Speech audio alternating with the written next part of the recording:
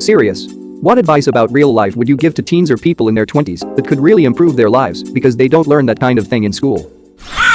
Do not spend your 20s in a relationship with someone you don't love or someone who doesn't treat you with kindness and respect. Related to this? Remember that if people treat you poorly, you should avoid them and not try to win them over with extra love. Ignore any friends or relatives who make excuses for your partner's thoughtlessness or meanness, e.g. terrible childhood. She or he just needs whatever.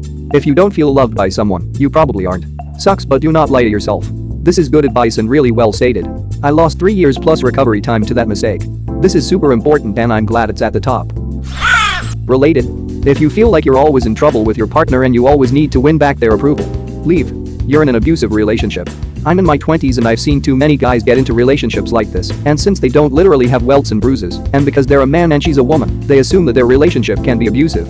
I don't mean to sound red pill, but I feel as if too many men watch sitcoms and buy into the stereotype that men are feral animals who need to be domesticated by women, and that women know best. Trust your gut. If you think something is unreasonable, it probably is. I hate this stereotype so much. It's not kind when it comes to the portrayal of either party's the everlasting nag who is always out to spoil the fun, needs to carry all responsibilities around the house and with the children, or the feral child man who needs to be disciplined and can't be left to his down devices without shenanigans. Way too many people of both genders buy into this crap. Spend time learning how to cook.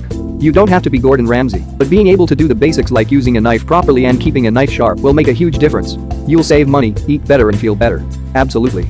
Even if I do all my shopping at Whole Foods, the cost of eating 3 meals per day at home is still less than any 3 fast food options. Fast food is not cheaper than eating healthy. I also noticed that Whole Foods really has gotten cheaper once Amazon took over.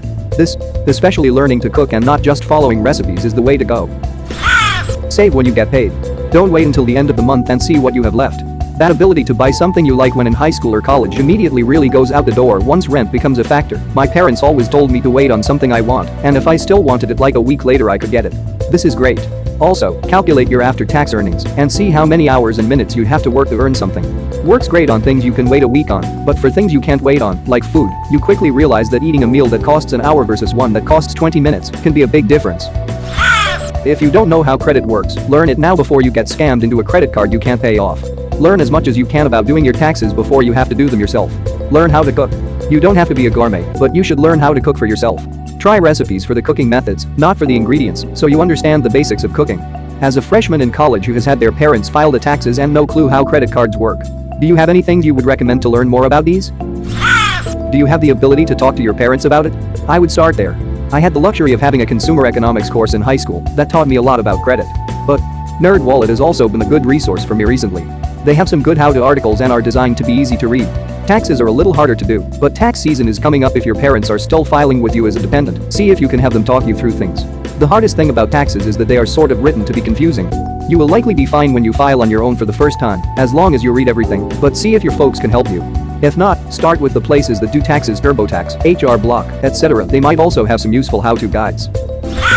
Money. Live within your income, pay your bills on time, keep your credit score above 700. You will avoid 90% of the stress that most people have to deal with. Not only less stress, you will pay much less money to finance cars and houses. I think something that is a big step to saving is just budgeting and tracking where money goes every month. It's the best way to start and not feel guilty. Go in with no exact amounts you should be aiming for and just record how much spent on groceries, eating out, entertainment, bills, random stuff like coffee or new clothes. Actually paying attention to where it goes can help one set up a realistic budget from there. Some people may want to prioritize eating out and sacrifice that daily coffee they don't need, especially those extra empty calories. Others don't care to eat out, but love travel, so plan for that. Trust your gut, surround yourself with good people, have a 5-10-year plan, save a little each month, spend time outside being active, don't smoke. Trust your gut is underrated advice, but so good. You have a gut feeling you shouldn't go on a date with someone, you shouldn't take that job, you shouldn't stay out anymore? Listen to it. At worst, you might save yourself from an awkward situation. At best, you save yourself a lot of headache, heartache or safety. I try to trust my gut, but sometimes I just don't know whether it's my gut or just me overthinking, because I overthink a lot. Honestly, it's not really great advice. It's an open-ended platitude that makes us feel good about our choices in a hindsight kind of way. In reality, sometimes it's best to do what is uncomfortable and terrifying. In the nicest possible way, nobody notices you as much as you think. Whatever embarrassing event that keeps you up at night or you continue reliving, everybody has probably already forgotten all about it. Mistakes usually only become a big deal if you make it a big deal. Don't be afraid to take chances, try something new, or learn another skill. I needed that one. As a social phobia, I have a phobia of embarrassment, and I very often get insomnia thinking about stuff like that. Also, something I read or someone told me one time that helped me a lot with this: what people think about you has everything to do with them and nothing to do with you. For instance, people judging you is only coming from their own fears and insecurities. Very simple example, older people hating tattoos because they used to prevent people from getting jobs. That's their fear of being unemployable or looked down on and really has nothing to do with you or your tattoos. People acting rude toward you is almost always because they are upset or having a bad day and you just happen to be there when they boiled over a bit. Not sure if that makes sense, but it has been helpful to me in some negative social situations. You never really win or lose in life. You're going to have times when you're the hero. Enjoy it, but no, it doesn't last. You're going to have times where you're the bum. Don't get too down about it. It doesn't last forever. Try to learn from it though. The greatest teacher of all, failure is. This, too, shall pass.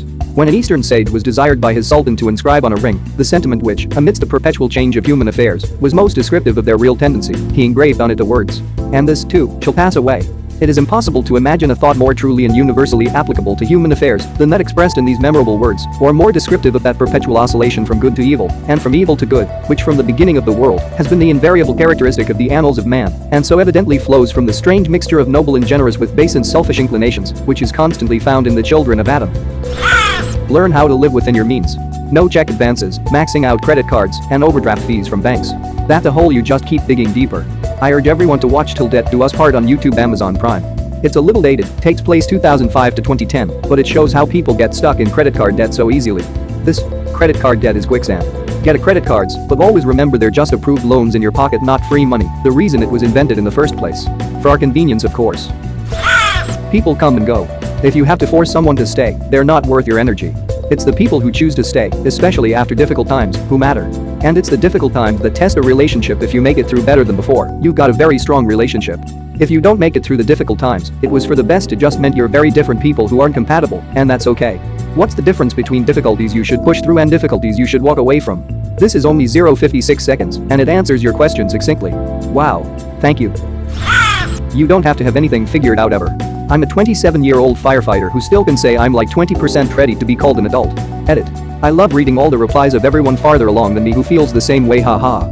Super awesome to see that the secret adult club is just walking around going, oh fuck, what do I now? Mom, I need an adult. Oh fuck, I am the adult. That seriously reassure me greatly. I'm 22, and even if I do have goals for my future, I really don't feel up to the task. I have no idea what I'm doing, and I go with the flow, and I feel like an adult shouldn't be doing that. I'm 31, have lived on my own for a decade, and still am just winging it. That's adulthood in a nutshell. Parents just make it look easy, even with them it's all an act, so they don't scar you for life too young.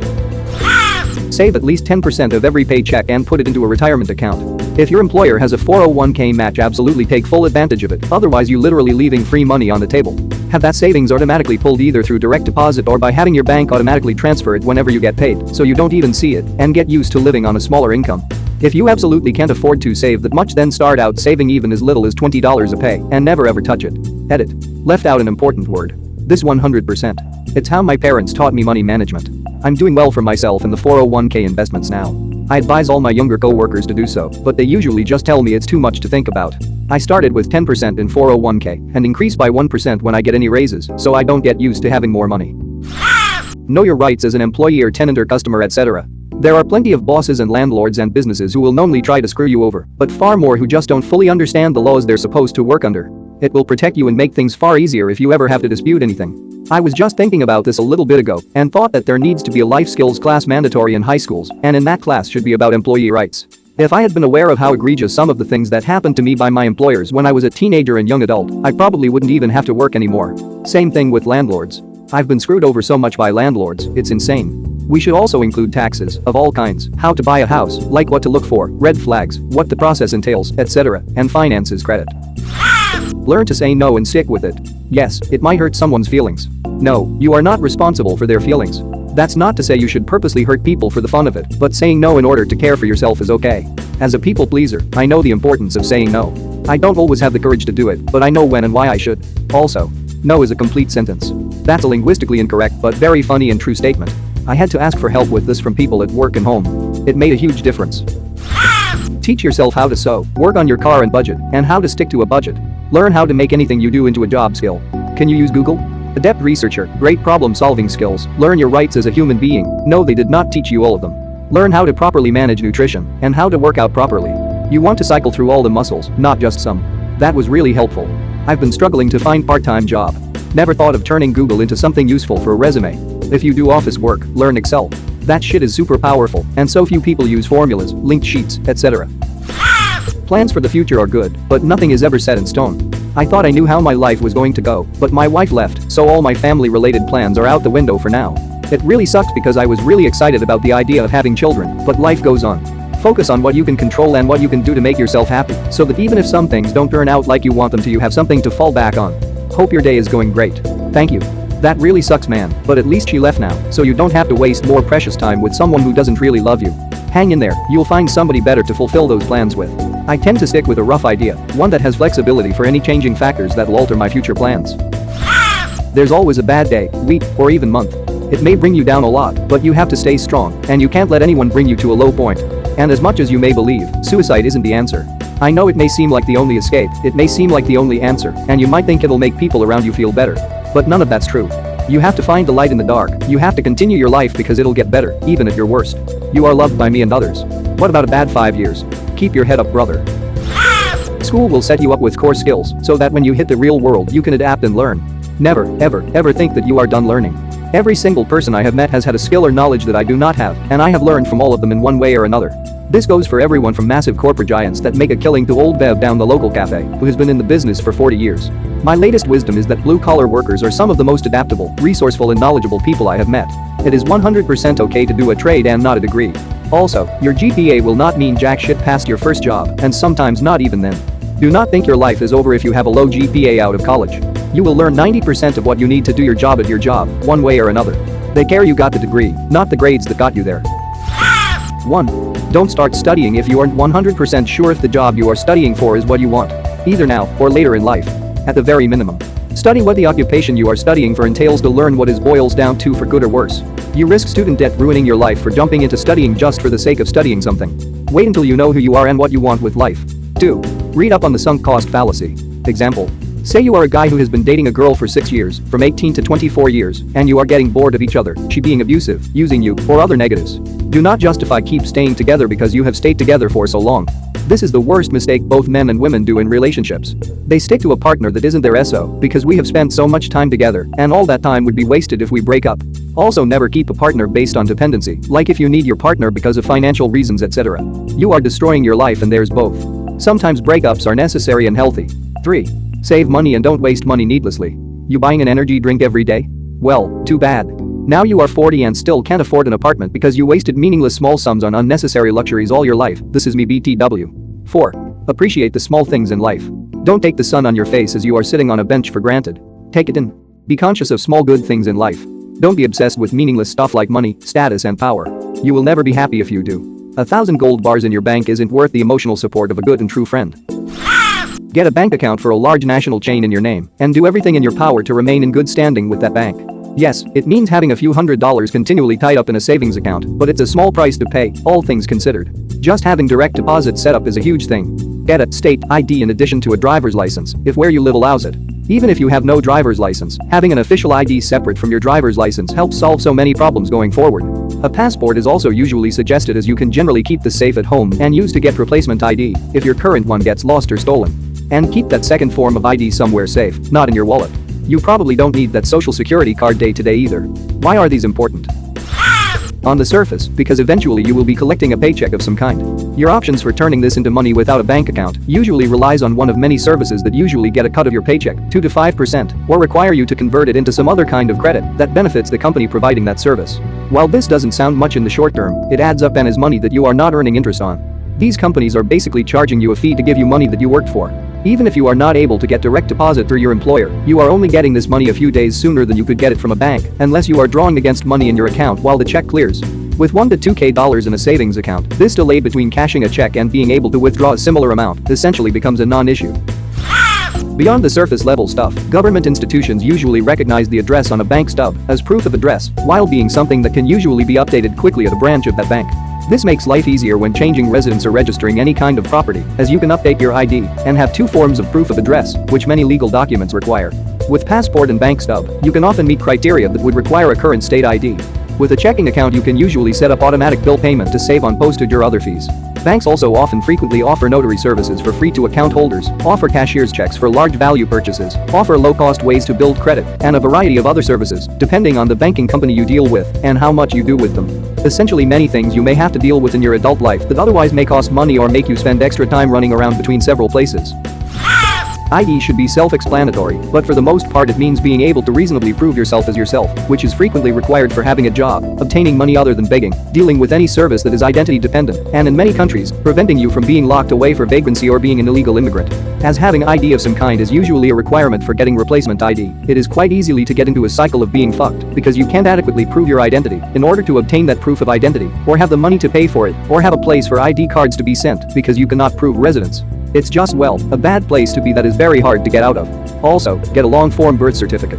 Many certificates, as given by the hospital, do not have what is called an institution code and cannot be used to get a passport. Everything was made up by people that were no smarter than you. When you grow up you tend to get told the world is the way it is, and your life is just to live your life inside the world. Try not to bash into the walls too much. Try to have a nice family, have fun, save a little money. That's a very limited life. Life can be much broader once you discover one simple fact. Everything around you that you call life was made up by people that were no smarter than you, and you can change it, you can influence it, you can build your own things that other people can use. Once you learn that, you'll never be the same again. Steve Jobs. Wait, didn't Steve Jobs infamously profit off the hard work of people who were far smarter than he was? Yeah, fuck Steve Jobs. Total pretentious dick. I still appreciate the quote though. Do what makes you happy as practically as you can. Oh, and if you don't know what job to get, look into things that interest you, and you'll discover just how many jobs there are related to those industries. Don't be afraid to start at the bottom. College isn't for everyone. Look into trade school, online or local courses and things, or just forging your own path with the skills you already have in the area you want to work in. Don't let people talk down to you because of your age. Hide it if you can. Don't waste time on things that don't A, help you survive, or B, make you happy. Don't go into debt. Peer pressure doesn't stop once you're out of the schoolyard. Don't give in. Don't be afraid to do things that will improve your quality of life once in a while. Oh, you want that expensive dinner? Haven't had anything like it before? Will it bring you joy? Have you worked hard lately, either at your job, relationships, or on yourself?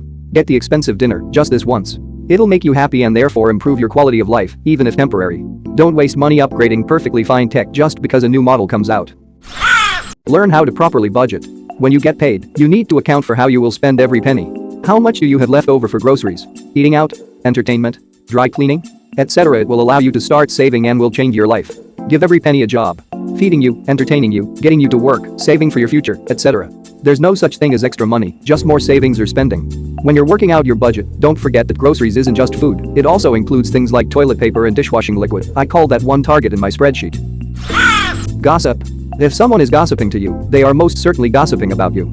It's not about gossip, it's about who and what they say about them. If it's something really personal, so personal you wouldn't share it even if you didn't like that person, then no, don't trust them. If it's someone you believe they were friends with, cool with, don't trust them. Anything you say about anyone is considered gossip, even if you say what they did today that annoyed you. Everyone gossips, not all the time, but just listen. Maybe. Depends on what the gossip is.